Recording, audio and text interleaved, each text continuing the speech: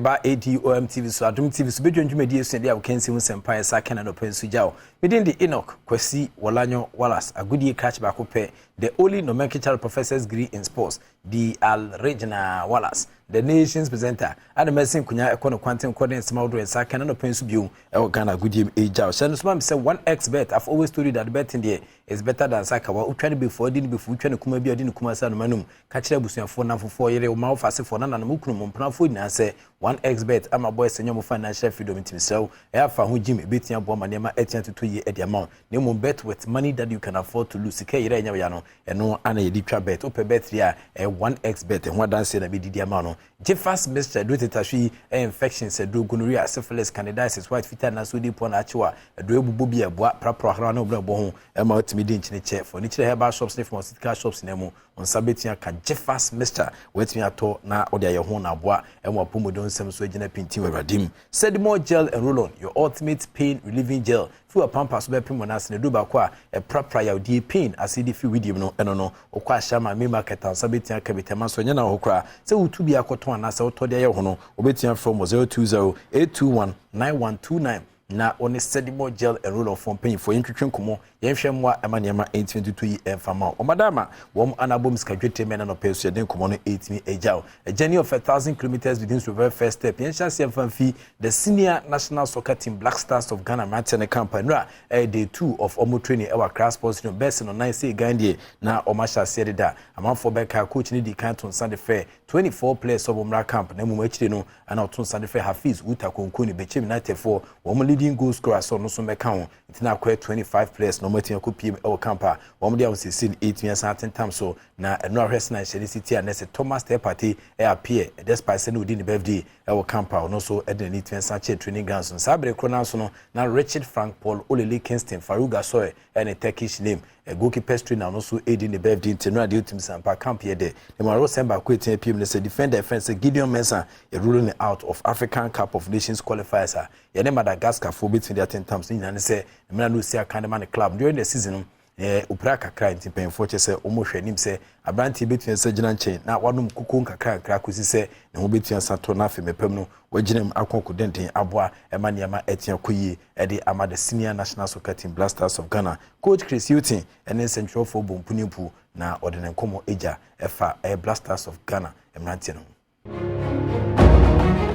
Adom ana atene cancel de komo eja ede ama national under 23 mranti me no ka say de omo Egypt dada omo guso dia 16 18 time so but yen ko bankroller ede ma Berry Ladies my team na Women's Premier League no omo di ma kwotene pa na sa mami ede nkomo kakra so aba na sa nkomo no oka no ewo eye agokensi nkomo so me no ne faledi etwetwe nkomo na yenti nkomo a eno so etimi epiemu ewo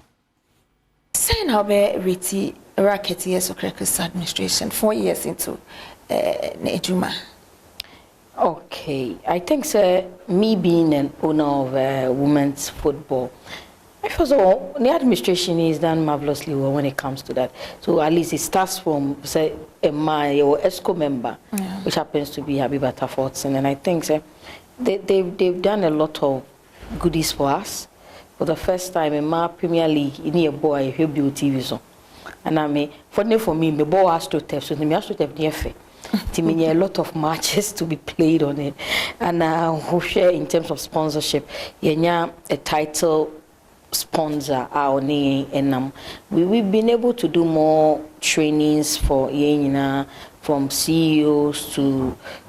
social media people. We are no football administration channel and I also buying with a lot of the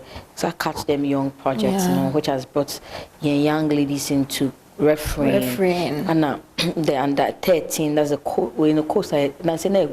but then we've been able to resurrect it again and yet team under 15 and other things. And I just like the way and first nanka yeni under 20 be and under 17 be Ghana fiase and ya born be senior, which means that as ye fiase other people will appreciate it and then it will become a big deal. This is the first time I hear wafu to be played in Ghana. I hear Kumasi both for money men. So I believe that is what an administration can do. And your money na no bit me, I be an Kenya and come more than ye pay. But Obia won't form, and I think that they've done well. as an administration. It's work in progress, and then they keep doing it well. Looking at manifesto and other things, why not? I am just a vote. There are 124 people who would vote. Inti Bankrola Edema Berry ladies, Mamia, did he gift your worry? And I'll tell you, can say, fair lady, me vis amano, eneno, a boom punimpu, not me some powder questions in a puano. Now, Mammy so a no makumako, ewo. Now, if an inch mu Mashibi or no, and a war takwa in Suem constituency, who could appear on a Mediama Sporting Club or then Kumoka Crown, so a banasmo Kenyan, and the Mediama Sporting Club for Timia Pija Frank Canada Kunkon. End of the 2023 Premier League in the media. Ujidi pass in the many buno CAF Champions League. One more added support and as time wedne ebemom na ometia komani. It's been very tiring moment. It's been very tiring, difficulty journey. It hasn't been easy at all. As you saw from the beginning of the league, we were not, doing well at all. We had to come in to motivate the players, encourage them to do more, work extra hard, and that's what we have done, and that's what they're listening to, and we are where we are today. I'm so excited, more than excited, that as a member of parliament, I have been able to lead my people, show leadership to ensure that for the first time since 47 years ago, when Great Hazakes won a trophy of this nature, Western region, we've not seen a trophy of this nature before. So this is the first time after 47 years that we've seen a trophy of this nature in this region. So we are so proud and excited. The Honorable Mrekuduka and our who say also the Mediama Sporting Club crew and Omagino Gini 2. Media almost a afi munyame adoma yebehwese na nema besi akọ medi usi na mada wase ama mu ene hwehye no so mam say 1xbet om na touch the boy ebedu sam pempensu na fe fast semester om the infections adru ana aba modern down setimi ke bi prapra harawa ene omrebo ho betia di nchina che ama nema atoto edi ama sedimo gel and roll your ultimate pain relieving gel and also setimi ke bi betia abo we mu ene sponsors a touch the boy men no pensu dia we can see sempa en sakan etimi ejao within the Enoch, Kwesi, Walanyo, Walas, a good catch back open of course, evidence based sports presentation to me.